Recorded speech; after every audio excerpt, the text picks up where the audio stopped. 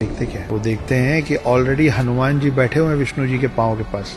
ये पूछते हो कि प्रभु मुझे कैसे याद किया। गरुड़ को समझ में नहीं आया कि मैं इतने वेग से उड़ के आया हूँ, मुझसे पहले हनुमान जी पहुंचे तो पहुंचे कैसे। और उनके दिमाग में एक और सवाल था कि अगर हनुमान जी यहाँ पहुंच भी गए थे तो द्वारपाल जो उस दिन सुदर्शन चक्र थे वो हनुमान को अंदर कैसे आने दिए। सुदर्शन चक्र ने हनुमान को विष्णु जी के पास आने से रोका क्यों नहीं। तो खोज शुरू हुई कि सुदर्शन चक्र है कहाँ। द्वारपाल सुदर्शन चक्र अगर द्वार पे नहीं है तो गया कहाँ। विष्णु जी मुस्कुराए और हनुमान जी बोले, हे हनुमान कहाँ है मेरा सुदर्शन। हनुमान जी ने मुंह खोला और मुंह के अंदर से सुदर्शन चक्र निकला। सुदर्शन चक्र को इस बात का अभिमान हो गया था कि उससे ताकतवर कोई अस्त्र शस्त्र नहीं, और गरुड़ देव को इस बात का अभिमान हो गया था कि उनसे तेज कोई उड़ नहीं सकता। हनुमान जी ने एक ही सफर में इन दोनों की सारी गलतफहमी दूर कर दी थी।